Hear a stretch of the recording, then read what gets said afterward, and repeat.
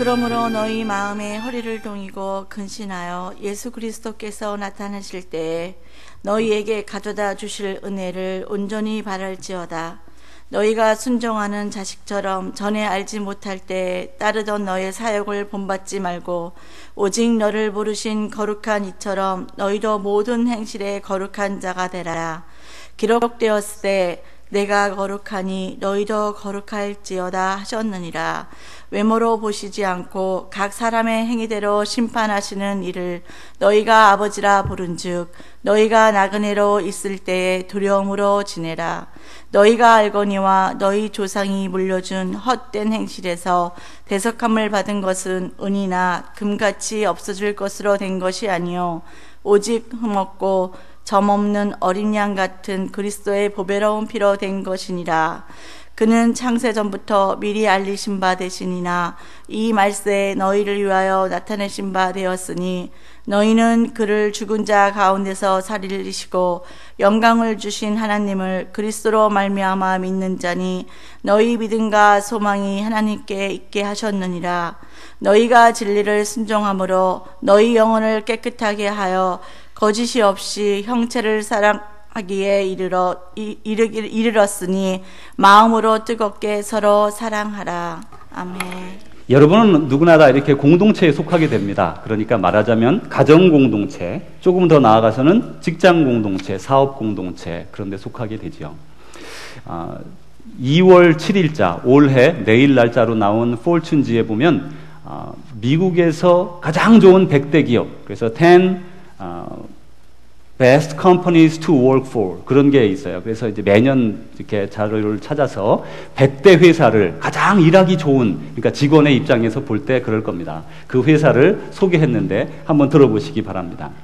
그 100대 회사 중에 1위 SAS 562명, 저거 좀 풀어주십시오. 562명이 있는데 이 회사는 큰 회사는 아니죠. 캐리 뉴욕이라는 곳에 있는데 소프트웨어 회사입니다. 그리고 두 번째로 보스턴 컨설팅 그룹이라고 보스턴에 있는 회사가 1713명이 직원이 있는데 여기는 월급이 아주 높고 사회봉사를 많이 합니다. 어느 정도인가 하면 하이티 지진 때 그 직원들을 일하는 걸 그만두고 대거 하이티로 보내가지고 선교 활동을 했던, 그러니까 선교가 아니죠, 도와주었던 그런 기업입니다. 세 번째로는 웩맨스 푸드 마켓인데, 웩맨스라는 건 저는 한 번도 못 봤습니다. 혹시 여러분 보신 분 있는지 몰라요. 우리는 퍼블릭스 잘 알잖아요. 근데 그런 푸드 마켓이 있는데 그게 3위, 직원이 4만 명, 로체스터 뉴욕에 그 본사가 있고, 여기는 직원 복지와 건강에 아주 관심을 많이 갖는 사람들이라고 합니다.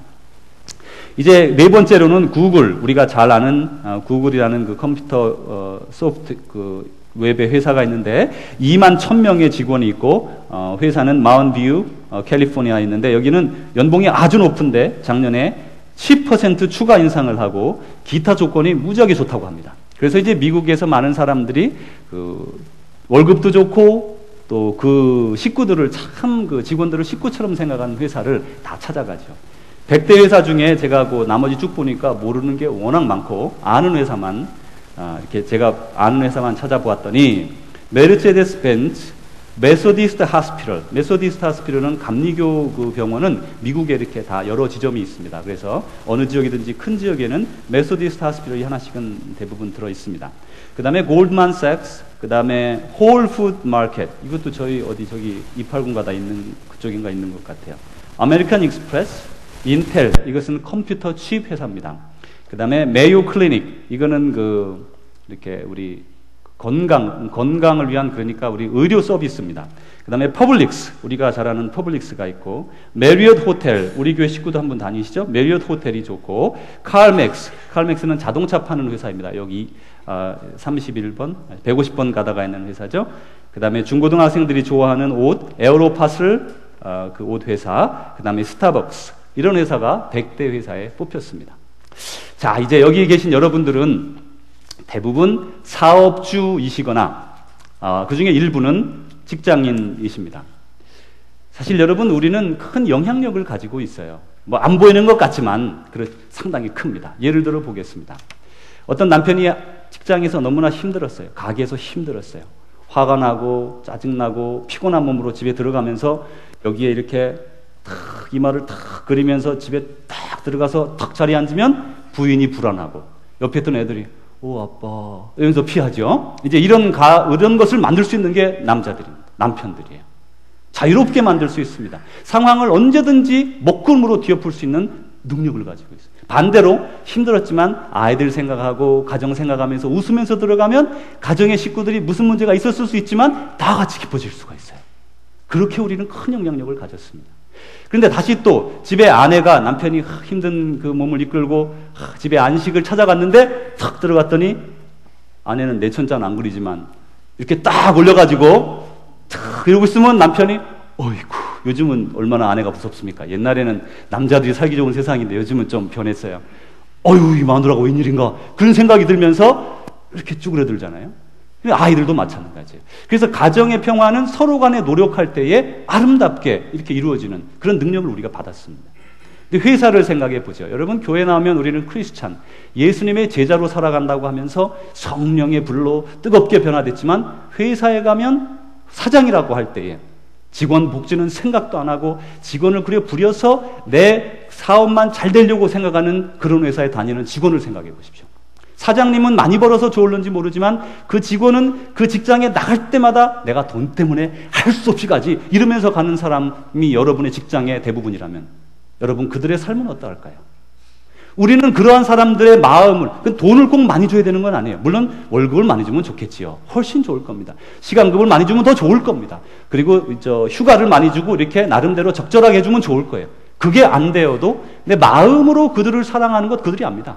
마음으로 에이 뭐 일하는 사람들 이렇게 생각하면 그들이 압니다. 그러니까 그들이 어떤 작업 환경에서 일할 수 있느냐를 만드는 것은 바로 여러분 대부분 오너신데 오너들 여러분들이세요. 또 반대로 직장에 다니는 분도 마찬가지입니다.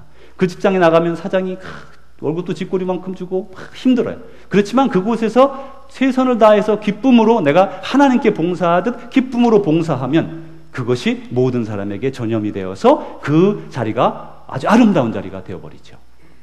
연구소에서 랩에서 일할 때도 그렇습니다. 한 사람이 늘 이마에 인상을 그리고 있으면 그 사람 때문에 그 연구소가 그냥 저 인간 왜 저래? 맨날 이렇게 분위기가 나빠져요. 그렇지만 같이 웃으면서 화합하면서 하나로 이렇게 일어나가는 것은 그 공동체를 살리는 것이고 다시 말하면 그것은 나에게 영향을 곧바로 미치는 것이죠. 그렇습니다. 그리스도인은 예수님의 제자는 교회에서만 제자가 아닙니다. 여러분이 나아가 있는 곳 가정과 또한 직장과 사업장 모두가 여러분 손 안에 하나님께서 맡겨주신 청지기의 역할로 맡겨주신 그런 귀한 장소입니다. 그곳에서도 저와 여러분은 예수님의 제자로 살아가야 마땅합니다. 그래서 내년 연초에는 100대 기업 그러면 우리 교회 성도님들이 운영하는 기업에 100대 기업에 들어갔으면 물론 이렇게 크지 않으니까 잘 안 되겠지만 더 큰 기업도 나와서 들어갔으면 참 좋겠습니다. 이 공동체라고 하는 것은 우리가 사회적인 동물이라 속하지 않을 수가 없습니다. 누구나 다 공동체에 속하게 됩니다. 여러분 교회도 마찬가지입니다. 교회에도 제가 한국에서 신학교를 다니고 직장을 다니다가 일본을 갔다 와서 신학교에 들어갔어요. 그런데 이제 2학년 때부터 1학년, 2학년, 초등학교 1학년, 2학년들을 제가 가르쳤습니다. 1학년, 2학년 170명, 180명. 병아리장 같아요. 들어가면 그냥 노란 병아리 알죠, 여러분?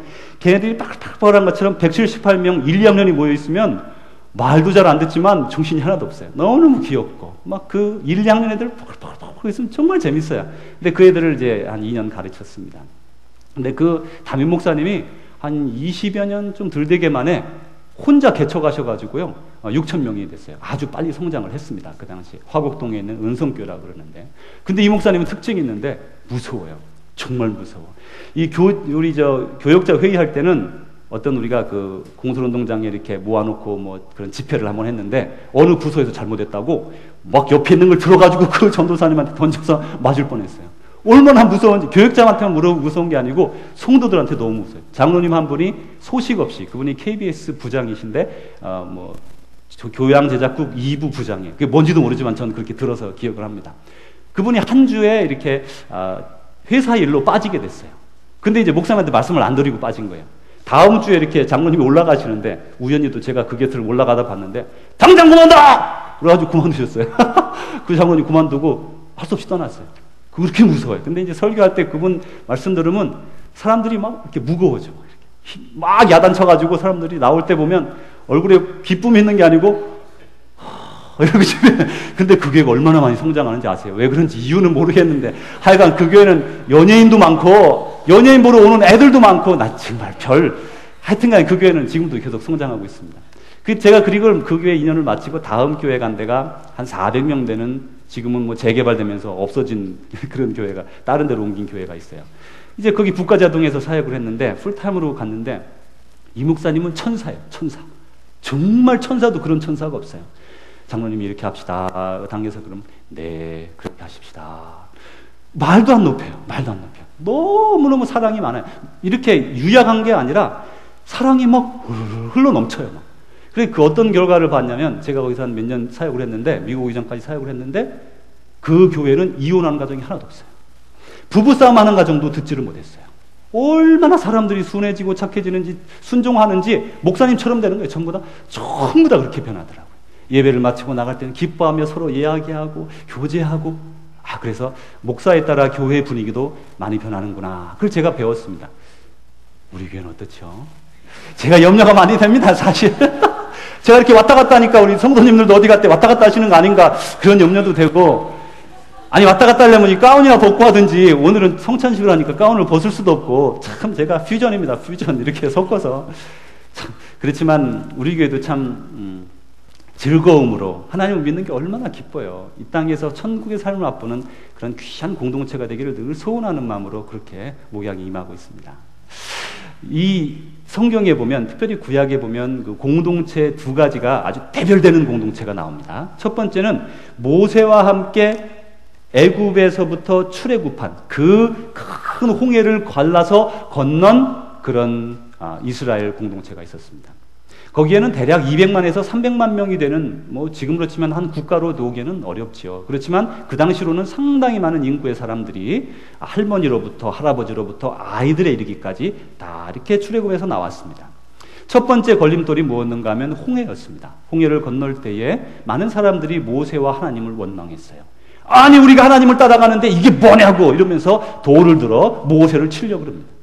하나님께서 모세가 하나님께 기도하자 지팡이를 들자 땅이 갈라져서 바다가 갈라져서 땅이 됐죠. 건넜습니다. 그들이 가면서 계속해서 하나님께 불순종하고 거절하고 심심하면 돌로 들어 모세를 치려 하고, 이런 역사가 계속 반복됐는데 결국 하나님께서 그들에게 말씀하셨습니다. 너희들은 20세 이상 된 사람들은 이 젖과 꿀이는 약속의 땅에 들어갈 수 없다. 그렇게 말씀하셨어요. 그래서 40년 동안 광야를 계속 돌게 하셨는데 지금은 15일이면 간답니다. 걸어서. 15일이면 갈 수 있는 거리예요. 그거를 40년을 돌렸으니 얼마나 많이 돌았습니까? 계속 돌렸어요. 계속 돌려고 그러면서 하루에 50명, 100명씩 계속 젊은 사람을 죽여나갔어요. 왜요? 20대면 젊은 사람입니다. 20 이상 된 사람 계수를 했는데 20 이상 된 사람은 그 전쟁에 나갈 수 있잖아요. 그 사람들은 이 40년 광야 세월에 모두 젊어서 죽었습니다. 하나님께 불순종했기 때문에 그랬어요. 아주 불순종한, 불평하는 공동체가 바로 그 이스라엘 백성들과 함께, 모세와 함께 나왔던 이스라엘 백성들입니다. 그런데 그 대를 잇는 공동체는 조금 달라요. 젖과 꿀이는 땅으로 들어가려는 입장에 서 있었습니다. 이제 그들이 거기에 서 있을 때에 모세는 죽어버렸어요. 하나님이 데려가서 죽어버렸습니다.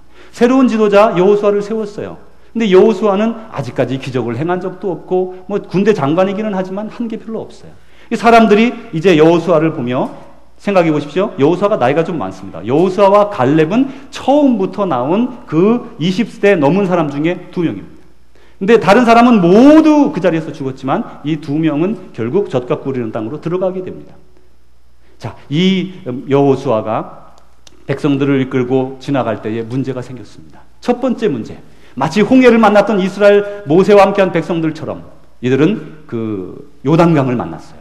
요단강은 여러분 가보시면 알지만 별로 넓지가 않습니다.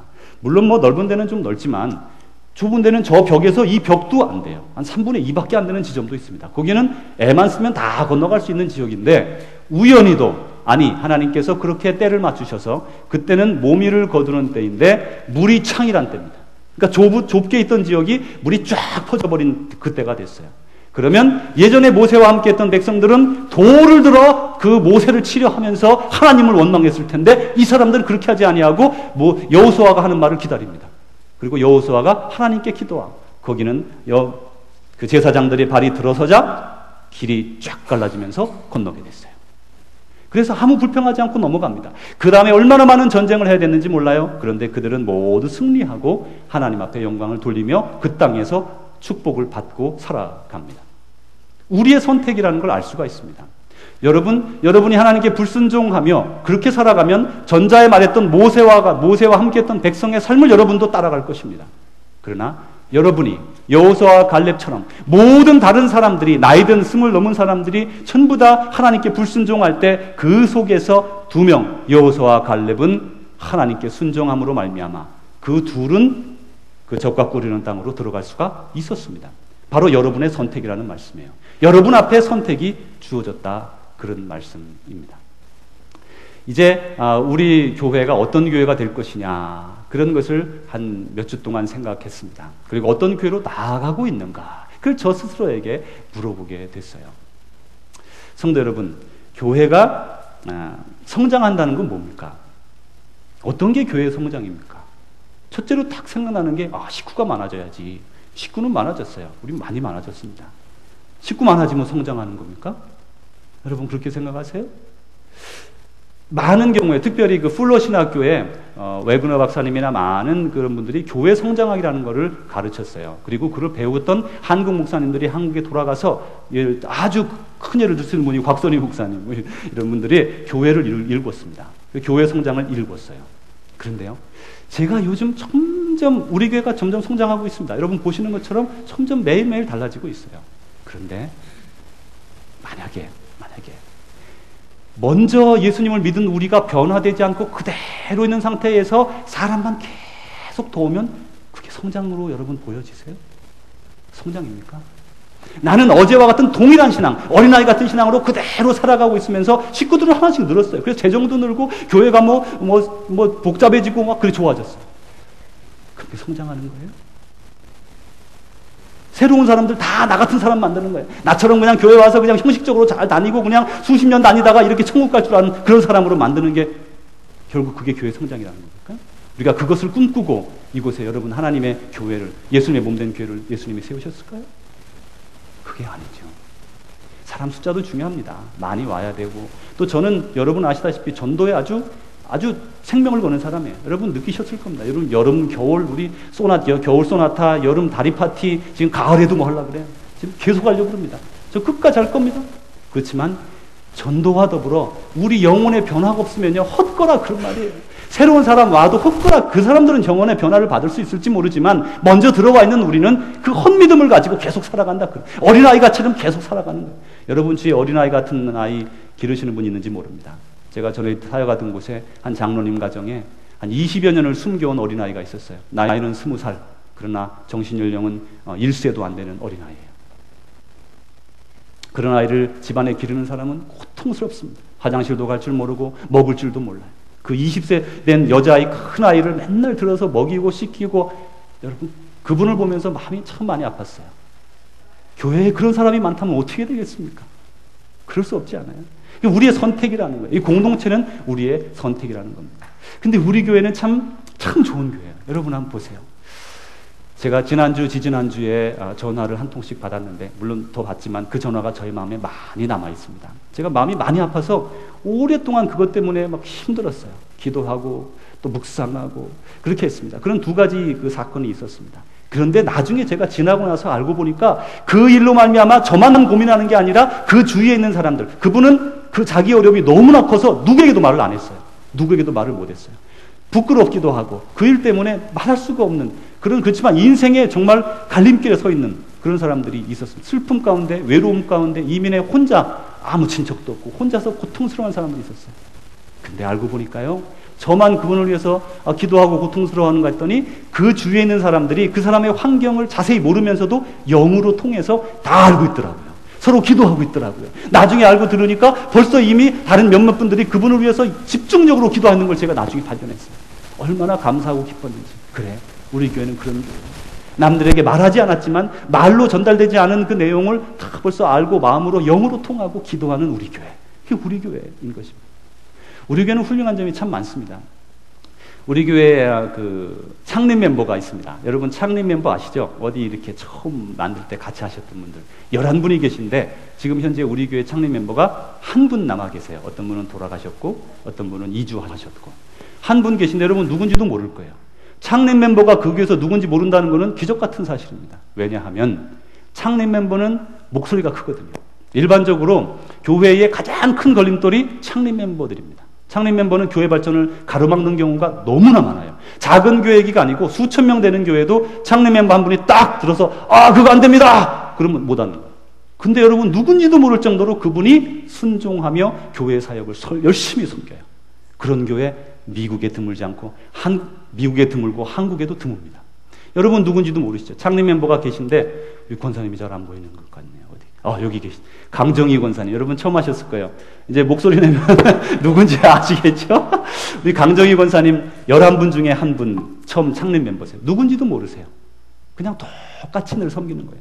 또 교회에 걸림돌이 되는 두 번째 분들이 계세요. 제가 우리 교회에 그런 분이 없어서 말씀드리는 건 너무 행복해요. 초대 장로님들 아니면 아주 초창기 장로님 된 분은 교회의 가장 큰 걸림돌입니다. 일반적으로 그 10차선, 12차선 길에 승용차 하나 뒤집어지면요 다 피해갑니다. 뭐 12차선 되니까 옆으로 쫙 가잖아요. 근데 이제 18휠러 바퀴 많이 달린 차가 옆으로 딱 누우면 못 지나가요. 진짜 못 지나갑니다. 그래서 교회도 못 가는 때도 있어요. 길이 막혔네. 그리고 몇 시간 서 있죠. 그거 치우려면요 힘듭니다. 근데 이 장로님들은 18휠러 같은 분들이에요. 그리고 특별히 초대 장로님 아니면 초기 장로님 된 분은 뒤에 오신 분들은 좀 얘기가 달라요. 좀 다른데 초대 장로님들은 연세가 많으셔서 그러면 다 아무도 못, 젊은 사람들이 아무도 못해. 근데 여러분 여기 중에 지금 여러분 중에 초대 장로님 3분 중에는 다 돌아가신 분도 계시고 타지에 계신 분도 계시고 아무도 안 계세요. 그리고 몇 년 뒤에 그거보다 이 2해 뒤에 장로님 2분을 뽑으셨는데 한 분은 돌아가셨고 한 분은 생존해 계신데 우리 교회에 계세요. 여러분 누군지도 몰라요. 그분이 누군지. 사실 정상적으로 일반 교회에서는 그분이 나서서 늘 말하면 아무도 말도 못하는 법이에요. 그렇게 돼 있어요. 교회에 오랫동안 있었기 때문에. 근데 우리는 여러분 누군지도 잘 몰라요. 누가 그러지? 누가 그러지? 여러분 잘 모르실 거예요. 그 요람에 보면 자세히 나와 있습니다. 누가 그렇다고. 자기 주장하지 아니하고 교회 하는 사역에 순종하고 그저 교회의 작은 그런 받침이 되기 위해서 애쓰는 사람들. 예수님을 마음에 가졌기 때문에 그렇게 살아갈 수가 있는 겁니다. 근데 여기 오늘 사도 베드로가 우리에게 주는 말씀은 그 당시 시절이 아주 어려울 때였습니다. 교회는 언제나 핍박이 있고 언제나 사탄마귀가 교회를 넘어뜨리려고 그래요. 그렇지 않았던 적은 한 번도 없습니다. 특별히 잘 되는 교회일수록, 특별히 아름답게 성장하는 교회일수록 그렇게 사탄이 물고 뜯습니다. 그들은 잠도 안 잡니다. 그리고 늘 공격하려고 잘 되는 교회를 찾아다녀요.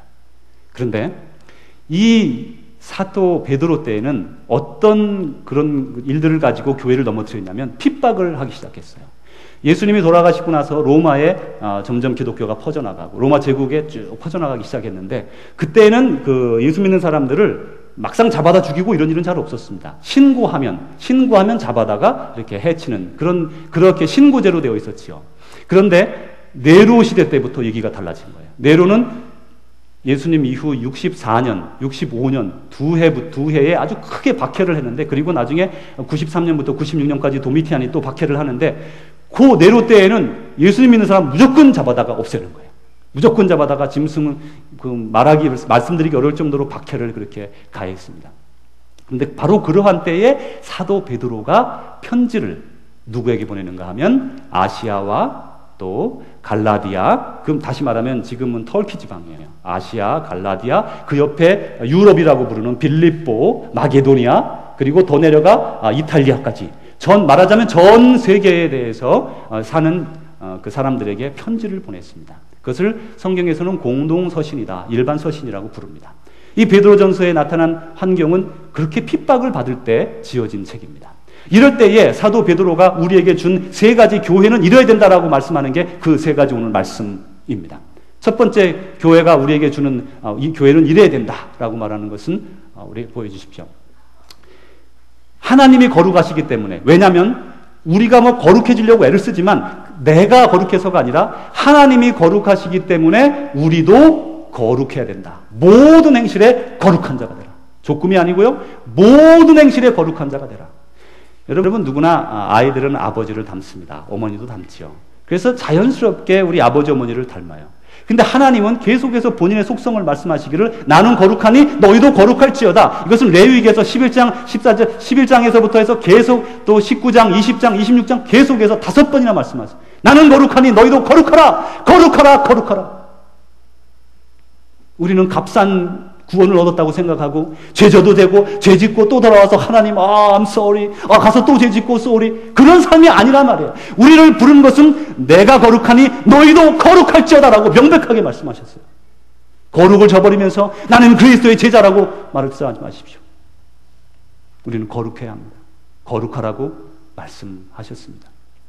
두 번째로는 이 많은 그 사람들이 있지만 우리 예수 믿는 사람들은 우리를 나그네라고 부르지 않습니까? 나그네로 있을 때에 우리의 삶이 나그네인데 나그네로 있을 때에 두려움으로 지내라 이렇게 말씀합니다.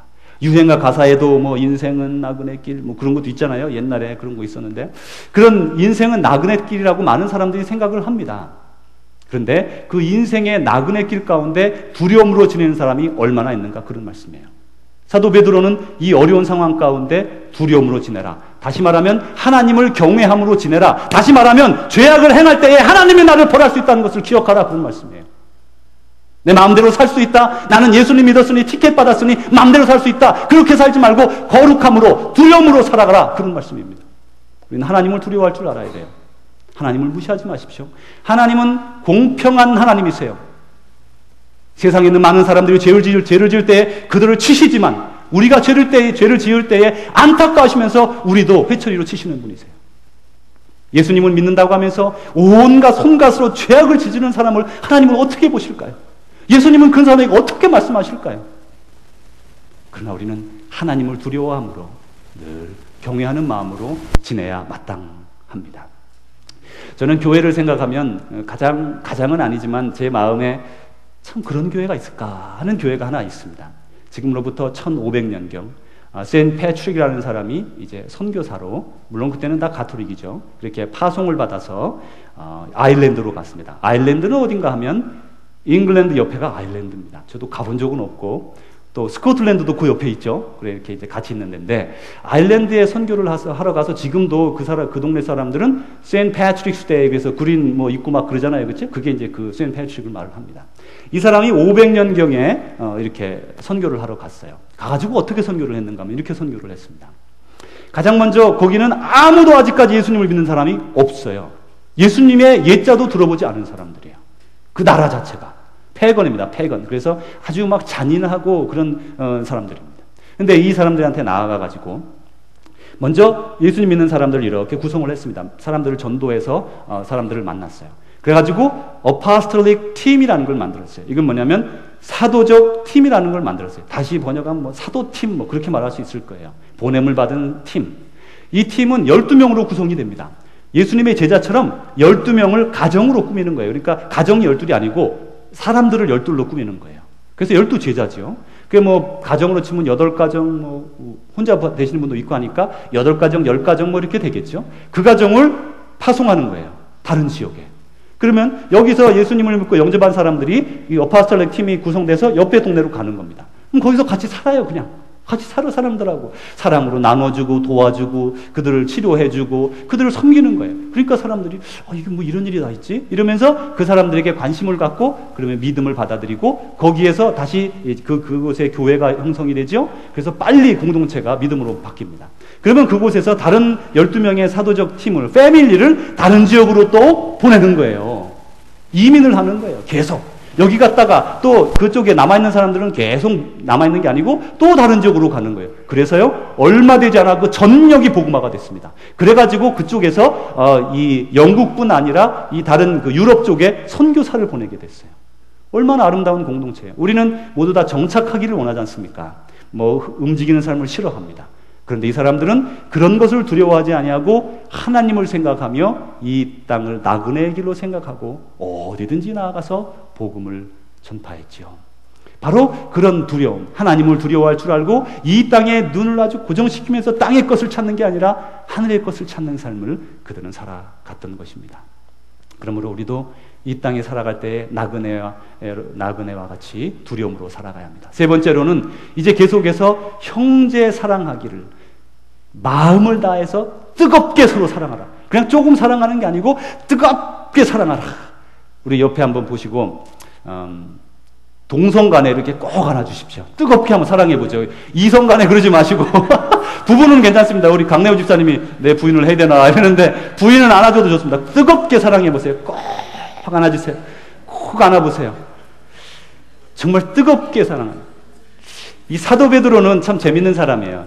이 디베랴 바닷가에서 이제 예수님이 예수님을 부인했잖아요. 3번이나. 그 속상함이 마음속에 싸나이가요. 사실 남을 배반했다는 것은 여러분 생명을 잃어버린 것과 마찬가지입니다. 자기의 존엄을 잃어버렸다는 거고요. 자기의 어떤 가치관을 잃어버렸다는 것이에요. 우리가 보기에는 그저 예수님 내가 죽지 않으려고 3번 부인했지만 그의 사나이 정신이 있는 사람은 그 부인한 것은 자기의 생명이 끝난 거나 마찬가지라고요. 그래서 그가 회복을 못하는 겁니다. 예수님이 여러 번 그에게 나타났지만 그 패배감이 너무 심해서 회복이 안 되는 거예요. 그래서 여러 번 나타났음에도 불구하고 디베랴 바닷가에 고기 잡으러 가니까 다른 제자들도 형님 가니 나도 갑시다. 그리고 다 갔어요. 물고기 잡았어요. 그때 예수님이 나타나셔서 3가지 질문을 하셨습니다. 3번 질문을 하셨습니다. 내가 나를 이 사람들보다 더 사랑하느냐? 그랬죠? 그러니까 뭐라 그러죠? 예, 그렇습니다. 내가 주님을 사랑합니다. 두 번째 그러자 예수님이 또 물어봅니다. 내가 나를 사랑하느냐? 예, 그렇습니다. 내가 주님을 사랑합니다. 이렇게 3번 물었다고 성경에 나옵니다. 그러자 이 베드로가 근심이 됐다. 그렇게 성경에 요한복음 21장에 말합니다. 그런데요, 거기에 재밌는 게 있어요. 예수님이 이 베드로에게 물어볼 때 이렇게 물었죠. 내가 나를 사랑하느냐? 우리 한국말로는 똑같은데 이 구리어로는 그렇게 해요. 아가파오메 이렇게 물어봤어요. 이거는 무슨 말이냐면 아가페 사랑으로 나를 사랑하냐?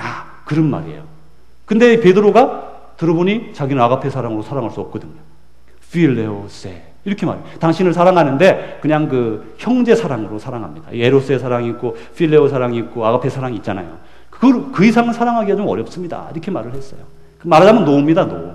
두 번째 예수님이 다시 한번 물어봤어요. 아가파오메 너 정말 나 사랑하니? 그럼 정말 사랑하냐고 이렇게 물어보니까 또 베드로가 고민하다가 아닙니다. 노는 거기에 없지만 노라고 똑같은 말이에요. 또 필레오세 저는 주님을 그냥 형제 사랑으로 사랑합니다. 그러니까 예수님이 뭐라 그래요? 필레오메 이렇게 다시 물어. 안 되니까 그냥 그렇게 사랑해라. 안 되는 걸 어떻게 자꾸 하려도 안 한다는데 사실 하라 그러면 안 하면 좀 부끄럽잖아요. 예수님이 부끄러우셨을 거예요. 그래? 필레오세 그러니까 필레오세 필레오메 그러니까 필레오세 그렇게 말해서 끝났어요. 베드로가 고백한 게 뭐예요? 난 당신을 하나님의 그 온전한 사랑으로 사랑할 자신이 없습니다. 이렇게 말했죠. 근데 오늘 본문에 말씀하신 거는 자기가 그렇게 고백을 해놓고 살면서 성령이 그에게 임하고 그의 삶이 변하니까 뭐라 그래요? 그가 하는 말이 뭐냐면 아가페 사랑으로 형제를 서로 뜨겁게 사랑하라 이렇게 말했단 말이에요. 정상적으로 내가 여러분들에게 아가페 사랑 안 되니까 필레오 사랑으로 그냥 서로 형제 사랑하시오 라고 말해야 되겠는데 여기서는 이미 변화가 됐기 때문에 그 성령이 충만했기 때문에 필레오세라고 말합니다.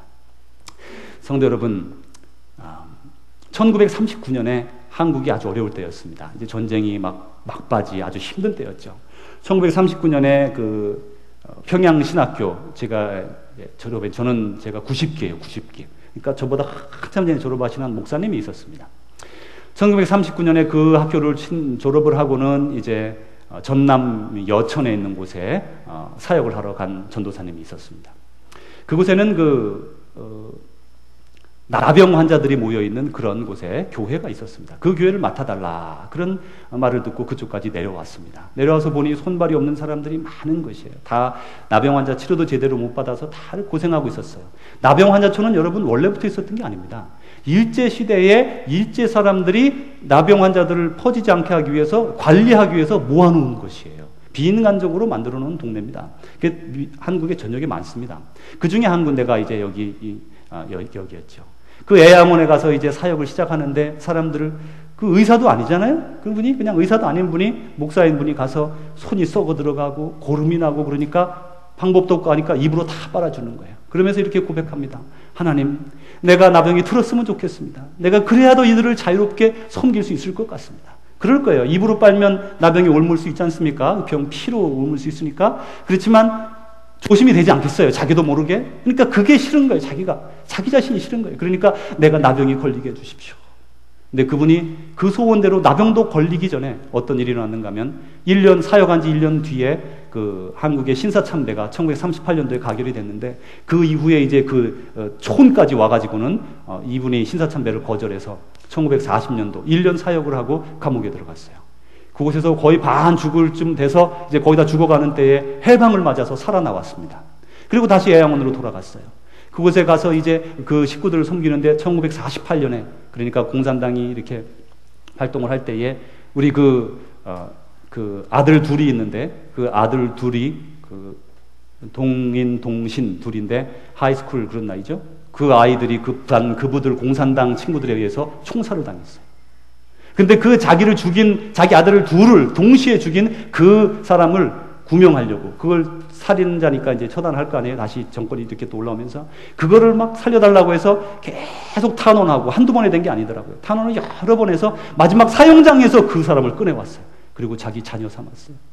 그분이 목회자가 되진 않았지만 장로님이시고 이렇게 한국에서 지금도 살아가고 있습니다. 그런데 이분이 이제 그리고 48년에 아이들 둘이 가지고 50년도에 또 순교하게 됩니다.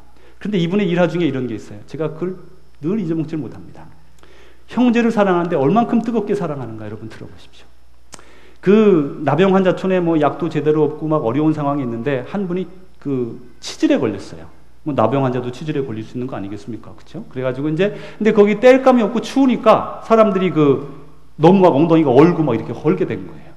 그러니까 이제 엉덩이가 헐고 치질 걸리고 그래서 이분이 거의 다 죽어가는 거예요. 방법이 없어요. 낫게 할 방법이 없어요. 먹지 못하죠. 그러니까 이 목사님, 손양원 목사님이 그 엉덩이를 입으로 빨아서 그걸 다 치료를 해줬대요. 우리가 형제를 사랑할 때 얼만큼 사랑해야 될까? 어디까지 사랑할 수 있을까? 형제 대 형제. 지금 여기서 말하는 형제 사랑은요, 성도를 말합니다. 바깥 사랑을 말하는 게 아니에요. 뜨겁게 사랑하는데 성도를 서로 뜨겁게 사랑하라는 거예요. 그만큼 사랑했던 손양원 목사님을 바라봅니다. 성도 여러분, 오늘 우리는 좋은 교회 다니고 있습니다. 좋은 교회 식구입니다. 그리고 우리가 모두 좋은 교회를 만들어가고 있습니다. 이 교회 가운데 예수님의 몸된 지체로서 성실하게 계속해서 주님을 잘 섬겨나가 이 교회가 하나님 보시기에 참 이 지역의 가장 아름다운 교회, 또 전 세계의 참 아름다운 교회로 하나님께 영광을 계속해서 돌리기를 간절히 바랍니다. 기도하겠습니다. 아버지 하나님 감사합니다. 하나님의 은혜로 저희를 부르셔서 자녀 삼아 주시고 이곳에 모여 예배드릴 수 있도록 주님 교회를 열어주시니 감사합니다. 24년 된 이제 저희들 더욱더 성숙한 믿음의 단계로 나아가게 하시고 어린아이의 신앙을 버리고 이제는 일어서 주님을 향해 뛰고 달리게 하옵소서. 서로 뜨겁게 사랑하게 하옵소서. 거룩한 삶을 살게 하옵소서. 나그네로 지낼 때에 주님을 두려워하는 우리가 되게 하여 주옵소서. 예수 그리스도 이름으로 기도하옵나이다. 아멘.